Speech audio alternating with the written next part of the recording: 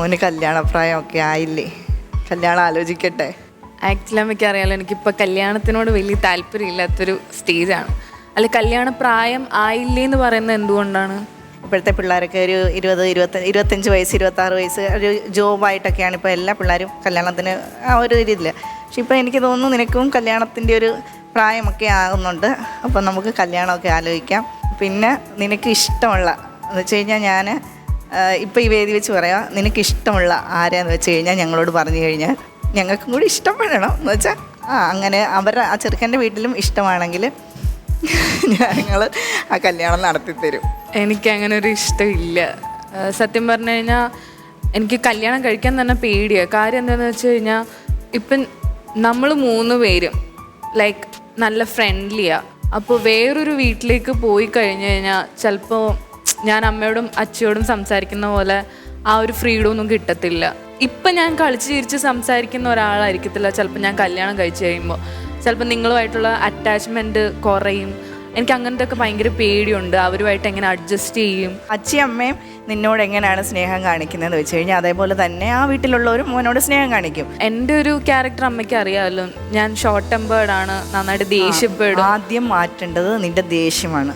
നീ ഒരു കല്യാണം കഴിച്ചൊരു വീട്ടിൽ ചെല്ലുവാണെങ്കിൽ ആദ്യം ചെയ്യേണ്ടത് ആ ദേഷ്യം മാറ്റണം. അവിടുത്തെ അച്ഛനെയും അമ്മയും ഞങ്ങളെ കാണുന്ന പോലെ തന്നെ ഞാൻ അമ്മയാന്ന് വെച്ച് കഴിഞ്ഞാൽ അതേപോലെ തന്നെ എന്ത് കാര്യം ഉണ്ടെങ്കിലും ആ അമ്മയോട് നിനക്ക് സംസാരിക്കാം. എല്ലാ അമ്മമാരും ഒരുപോലല്ല. മേ ബി അമ്മ ഇപ്പം എന്നോട് കാണിക്കുന്ന സ്നേഹമായിരിക്കത്തില്ല ചിലപ്പോൾ ഞാൻ കല്യാണം കഴിച്ച് ചെല്ലുമ്പോൾ അവർക്ക് ചിലപ്പോൾ ആദ്യമൊക്കെ അത് തെറ്റാ. കാരണം നിന്റെ കയ്യിലാണ് സ്നേഹം ഇരിക്കുന്നത്. നീ ആ സ്നേഹം കൊടുത്തു കഴിഞ്ഞാൽ ഏതമ്മയാണേലും നിന്നോട് തിരിച്ച് സ്നേഹം കാണിക്കും. അത് ഉറപ്പാ. ഫസ്റ്റ് ചെല്ലുമ്പം തന്നെ ഇങ്ങനെ പുത്തനച്ചി പെരപ്പറം തൂക്കുക എന്ന് പറഞ്ഞൊരു ചൊല്ലുണ്ട്. അതൊന്നും ചെയ്യാൻ പോകണ്ട. പക്ഷെ ആദ്യം തന്നെ അവരുടെ മനസ്സിനകത്ത് കയറി പറ്റണം. എന്ത് പ്രശ്നമുണ്ടെന്നുണ്ടെങ്കിലും പിന്നെ നിനക്ക് വലിയ അമ്മയോടോ അച്ഛനോടോ അവിടുത്തെ എന്ത് കാര്യമുണ്ടെങ്കിലും ഷെയർ ചെയ്യും. എന്നോട് പറയുന്ന പോലെ തന്നെ അവിടുത്തെ അമ്മയോട് ഷെയർ ചെയ്യാം. പിന്നെ ആദ്യമേ തന്നെ നമ്മുടെ ഭർത്താവിനെ ഏറ്റവും നല്ല ഫ്രണ്ടായിട്ട് കാണണം. എന്ത് കാര്യങ്ങളും ഷെയർ ചെയ്യണം ആദ്യമേ.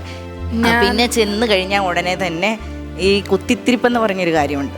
ഭർത്താവിൻ്റെ വീട്ടിൽ ചെല്ലുമ്പം തന്നെ അമ്മ എന്തെങ്കിലും ഒരു വഴക്ക് പറഞ്ഞു കഴിഞ്ഞാൽ ഉടനെ അത് ഭർത്താവിനോട് പറഞ്ഞു കൊടുക്കും. പിന്നെ അവിടെ ഒരു പ്രശ്നം ഉണ്ടാകും.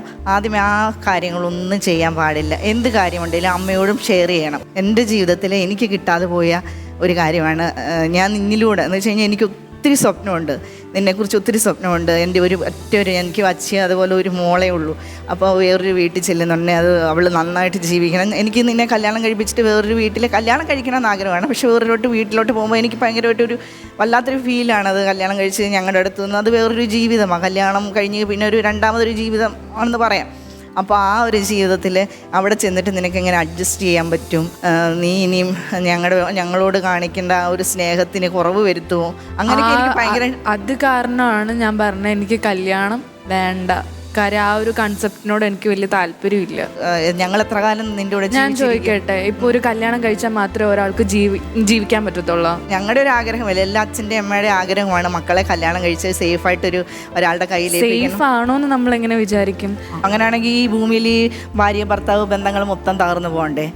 എൻ്റെ ജീവിതത്തിൽ എനിക്ക് ഏറ്റവും വലിയൊരു ആഗ്രഹമാണ് നീ കല്യാണം കഴിച്ച് ഭർത്താവിൻ്റെ കൂടെ ജീവിക്കണം. ഏറ്റവും വലിയ പേടിയാണ്. ഞാൻ കല്യാണം കഴിച്ച് മേ ബി 1 വർഷം വരെ പോവുമായിരിക്കും ചിലപ്പോൾ അഡ്ജസ്റ്റ് ചെയ്ത്.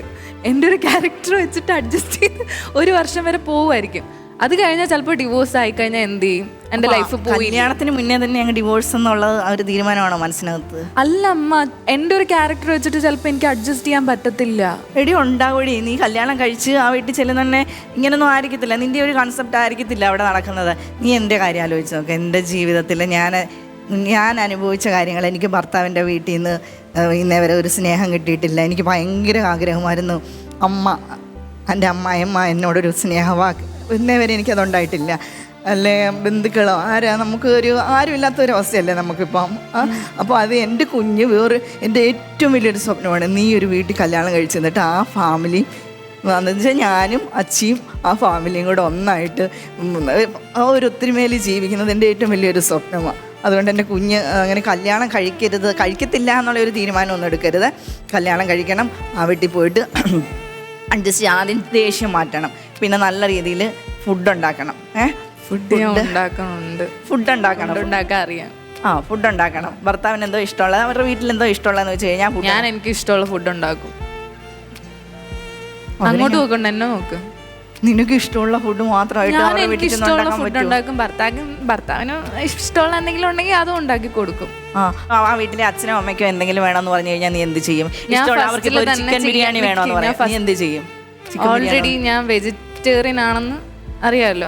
പക്ഷെ ആ വീട്ടിലുള്ള ഒരു വെജിറ്റേറിയൻ ആയിരിക്കില്ലല്ലോ, അവർക്ക് എന്തായാലും ചിക്കനോ മീനോ ഒക്കെ കഴിക്കേണ്ടി വരും. എനിക്ക് അഡ്ജസ്റ്റ് ചെയ്യാൻ പറ്റൂല. അതാ ഞാൻ പറഞ്ഞ 1 വർഷത്തിനുള്ളിൽ ചിലപ്പോൾ ഡിവോഴ്സ് ആവും. അതിലും നല്ല കല്യാണം കഴിക്കാതിരിക്കുന്നല്ലേ. അങ്ങനെ പറയാൻ പറ്റത്തില്ലല്ലോ മോനെ, അച്ഛയുടെ അമ്മയുടെ ആഗ്രഹമല്ലേ നീ കല്യാണം കഴിച്ചു. നിങ്ങൾക്ക് ആഗ്രഹമുണ്ട് കല്യാണം കഴിക്കണമെന്ന്, എനിക്ക് ആഗ്രഹമുണ്ട് കല്യാണം കഴിക്കണ്ടെന്ന്. അപ്പൊ ഞാൻ എന്ത് ചെയ്യും പറ?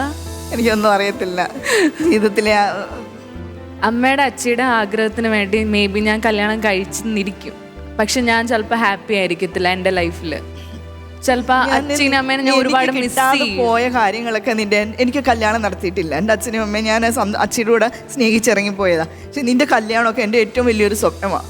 നീ കല്യാണ പെണ്ണിൻ്റെ കൂട്ട് അണിഞ്ഞൊരുങ്ങി പോണതും. കാരണം നിന്റെ ജീവിതത്തിൽ ഇന്നേ വരെ നിന്നെ ഡെലിവറി കഴിഞ്ഞിട്ട് ആരും നിന്നെ കാണാൻ വന്നിട്ടില്ല അച്ഛൻ്റെ വീട്ടിൽ നിന്ന്. പക്ഷെ നിന്റെ 28 നടത്തിയിട്ടില്ല. നിന്റെ ഡാൻസിൻ്റെ അരങ്ങേറ്റം വന്നിട്ട് ആരും വന്നിട്ടില്ല.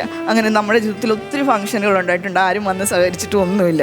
അപ്പോൾ എനിക്കും ഇല്ല ആഗ്രഹങ്ങൾ. അപ്പോൾ എൻ്റെ കുഞ്ഞിൽ കൂടെ അതെനിക്ക് സാധിക്കണമെന്ന് ഏറ്റവും വലിയൊരാഗ്രഹം എന്ന് പറഞ്ഞാൽ നീ കല്യാണം കഴിക്കരുതെന്ന് അങ്ങനെയൊന്നും പറയാൻ പാടില്ല. അച്ഛനും അമ്മയും എത്ര നാളാണ് ജീവിച്ചിരിക്കുന്നതെന്ന് അറിയത്തില്ല. എൻ്റെ ഏറ്റവും വലിയ സ്വപ്നമാണ് നിന്റെ കല്യാണം. നീ അങ്ങനൊന്നും പറയരുത്, കല്യാണം കഴിക്കത്തില്ലെന്നൊന്നും പറയരുത്, അങ്ങനൊന്നും പറയരുത്. എന്റെ മോന് നല്ല അച്ഛയും അമ്മ ഏറ്റവും നിനക്ക് സ്വന്തമായിട്ട് തീരുമാനിക്കാൻ ഒരു കണ്ടീഷനേ ഉള്ളൂ. എൻ്റെ അച്ഛനെ പോലെ എന്നെ സ്നേഹിക്കുന്ന, എന്നെ പ്രൊട്ടക്റ്റ് ചെയ്യുന്ന, നല്ല ബിഹേവിയർ ആയിട്ടുള്ള എൻ്റെ അച്ഛൻ എങ്ങനെയാണോ അതുപോലെ ഒരാൾ വരുവാണെങ്കിൽ മേ ബി ഞാൻ കല്യാണം കഴിക്കും. അങ്ങനെ ഒരാളെ മോൻ തന്നെ കണ്ടുപിടിക്കും. ഇപ്പം തൽക്കാലം അല്ല, ഞങ്ങൾക്ക് അറിയില്ലല്ലോ അങ്ങനെ. നിനക്ക് സ്വന്തമായിട്ട് ഒരാളെ ഇഷ്ടമുണ്ടെങ്കിൽ ഇതുവരെ അങ്ങനെ ഒരാളെ ഞാൻ കണ്ടുപിടിച്ചിട്ടില്ല. അപ്പൊ എന്ത് ചെയ്യും? നീ 25 വയസ്സായില്ലേ, നോക്ക് ആരെയും ഒരു ചെറുക്കനെ കിട്ടുമോന്ന് നോക്ക്. ഇതെന്താ മാർക്കറ്റാ പോയി നോക്കാൻ? എനിക്ക് നിന്നെ എന്തായാലും കല്യാണം കഴിപ്പിക്കണം. അച്ഛനാണെ ഒരു കാര്യത്തിനും ഞാൻ അച്ഛൻ ഇതുവരെയും പറഞ്ഞിട്ടില്ല കല്യാണത്തിന്റെ കാര്യത്തിൽ. അച്ഛയുടെ കാര്യം അമ്മയ്ക്ക് അറിയാലോ, ഞാനും അച്ഛനും തമ്മിലുള്ള ആ ഒരു കണക്ഷൻ. അപ്പൊ ഞാൻ മാറിപ്പോയി കഴിഞ്ഞു കഴിഞ്ഞാൽ ചിലപ്പോ നിങ്ങൾ രണ്ടുപേരും ഒറ്റയ്ക്കായിരിക്കും. നിന്റെ ജീവിതം അല്ലല്ലോ കളയണ്ടേ. അച്ഛയോട് കൂടുതൽ ഹാപ്പി ആയിട്ടുള്ളത് നിങ്ങളുടെ രണ്ടുപേരുടെ അടുത്താ. പിന്നെ എന്തിനാ ഈ കല്യാണത്തിന്റെ കാര്യം പറയുന്നേ? എന്നാലും ഞങ്ങളുടെ ആഗ്രഹം നീ ഈ കല്യാണം കഴിച്ച് ഒരു കുഞ്ഞുണ്ടാകണം, അതിനെ താലോലിക്കണം എന്നൊക്കെ എല്ലാ അച്ഛനും അമ്മമാർക്കും ആഗ്രഹമുണ്ട്. അതുപോലുള്ള ഒരു ആഗ്രഹമേ ഞങ്ങൾക്കുള്ളൂ. പിന്നെ എപ്പം വേണേലും നീ ഇപ്പോൾ അവിടെ ചെന്ന് നീ പറഞ്ഞു നിനക്ക് പേടിയാണെന്ന്. പക്ഷെ നീ എപ്പം വേണേലും, കാരണം നീ എൻ്റെ ഏറ്റവും വലിയൊരു ഫ്രണ്ടല്ലേ ഞാൻ. എന്ത് കാര്യം ഉണ്ടെങ്കിലും അവിടുത്തെ അമ്മയെ സ്വന്തം അമ്മയായിട്ട് കരുതുക. പിന്നെ ഇങ്ങനെ വഴക്കും അത് ചെയ്യാൻ എന്നിട്ട് എന്ത് കാര്യം ഉണ്ടെങ്കിലും എന്നോട് പറയാൻ പറ്റും അല്ലേ? അച്ഛയോട് നിന്റെ ഏറ്റവും വലിയ ഫ്രണ്ട് അച്ഛയല്ലേ. ഓക്കെ, ഞാൻ പറയാം. ഇപ്പോൾ കല്യാണം കഴിച്ച് ഞാൻ ആ വീട്ടിൽ ചെന്നു. ഇപ്പം ഞാനും ഹസ്ബൻഡും തമ്മിൽ എന്തെങ്കിലുമൊക്കെ പറഞ്ഞ് ലാസ്റ്റ് എനിക്ക് ഭ്രാന്ത് കയറി. ലാസ്റ്റ് അയാൾ എന്നെ അടിച്ചു കഴിഞ്ഞാൽ എന്ത് ചെയ്യും? അടിച്ചു കഴിഞ്ഞാൽ ഞങ്ങളെ വിളിക്കത്തില്ലേ? അച്ഛനെ വിളിച്ച് പറയാം. ഞാൻ തിരിച്ചു കൊടുക്കട്ടെ? എന്റെ പൊന്നു, ഞാൻ നിന്നെ അത് ആണുങ്ങൾ മാത്രം അടിക്കാൻ പാടില്ലെന്നുണ്ടോ? പെൺപിള്ളേർക്ക് എന്താ ഇങ്ങോട്ട് തന്നു കഴിഞ്ഞാൽ തിരിച്ചും കൊടുക്കണം, മനസ്സിലായോ? അങ്ങനാന്നോടി നിന്നെ ഞങ്ങൾ വളർത്തിയത്. അല്ല, അമ്മ വളർത്താതിരിക്കോ? പക്ഷെ ഇന്നത്തെ സൊസൈറ്റിയിൽ അങ്ങനെ ഒരാൾ അടിച്ചാൽ മാത്രം, അല്ലെങ്കിൽ ഒരാൾ തള്ളിയിടുക, അല്ലെങ്കിൽ ഒരാൾ ഷൗട്ട് ചെയ്യുക, അങ്ങനൊന്നും ഇല്ല. തിരിച്ചും പറയാം. അപ്പൊ എന്ത് പറ്റും?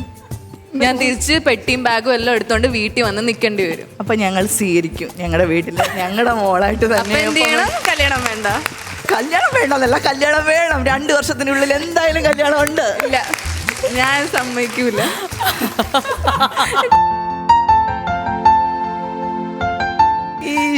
ഇതിനോട് എന്ത് ഇതിന്റെയൊക്കെ ഉള്ളിൽ ഇങ്ങനെയൊക്കെ ഉണ്ടെന്ന് ഞാൻ അറിഞ്ഞില്ല.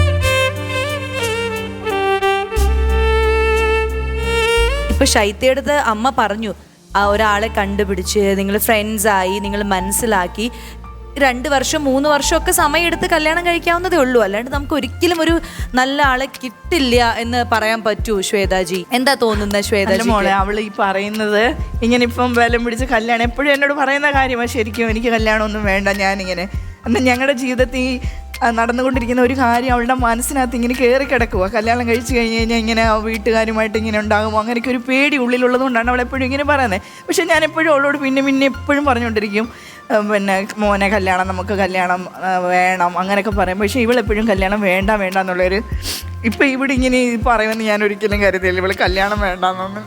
ഇല്ല, അത് ചുമ്മാ ശൈത്യ അങ്ങനെ പറഞ്ഞതായിരിക്കും. അല്ല ഷീന ചേച്ചി, ഒരു കാര്യം പറഞ്ഞുതരാം. ഇത് one of the most honest confession talk task ആയിരുന്നു. അതെ, സോ ബ്യൂട്ടിഫുള്ളി മീൻസ് നമ്മളെല്ലാവർക്കും, എനിക്ക് തോന്നുന്നു നമ്മളെല്ലാവർക്കും നമ്മളുടെ അമ്മേനെ കാണാനുള്ള ഒരു ഫീലിംഗ് ആവുന്ന ഷീന ചേച്ചി. മിക്ക അമ്മമാർക്കും ഇത് റിലേറ്റ് ചെയ്യാൻ പറ്റും ഷീന ചേച്ചി. ആൻഡ് ശൈത്യ പറഞ്ഞ രീതി ഇപ്പം ഞാൻ ഇങ്ങനെയൊക്കെ സംസാരിച്ചിട്ടുണ്ട് ഒരു സമയത്ത്, യുനോ. പിന്നെ ഗെറ്റിംഗ് എ ഗുഡ് പാർട്ട്ണർ, അതാണ് നെർക്ക്. ആ ഒരു ലക്കാണ് ഏറ്റവും ഇമ്പോർട്ടൻ്റ് ആയ കാര്യം. എൻ്റെ കുറേ ഫ്രണ്ട്സ് ലോയേഴ്സാണ്. അപ്പോൾ എനിക്കറിയാം അവർ മിക്ക ആൾക്കാരും അവർ ജീവിക്കാൻ മറന്നു പോകും. ബിക്കോസ് ഇത്രയും ആൾക്കാരെ ജീവിതം കണ്ട് സ്വന്തം ജീവിതം അവർ ഏറ്റവും നമ്മളല്ലേ കുറേ കാര്യങ്ങൾ അവരുടെ സ്വന്തം ലൈഫിൽ അപ്ലൈ ചെയ്യില്ല. പക്ഷെ വേറെ ആളുടെ ലൈഫിന് വേണ്ടി അവർ ഏറ്റവും ജാസ്തി നന്നായി വാദിക്കുന്ന ആൾക്കാരാണ്. നമുക്കൊരു എല്ലാവർക്കും റിലേറ്റ് ചെയ്യാൻ പറ്റിയ ഒരു ഓപ്പണായിട്ട് സംസാരിച്ചു. റിയലി സോ ഹാപ്പി ഷീന ചേച്ചി. 2 വർഷം കഴിയുമ്പോ ശൈത്യ ഭർത്താവുമായിട്ട് നമ്മളെ കാണും, ഊട്ടിയിൽ കാണും. അപ്പൊ താങ്ക് യു. ഇതൊക്കെയാണ് ഇന്നത്തെ റൗണ്ട് ഗംഭീരമാക്കി. അപ്പൊ ഇനി അടുത്ത ടാസ്കിൽ കാണാം. ഓക്കെ.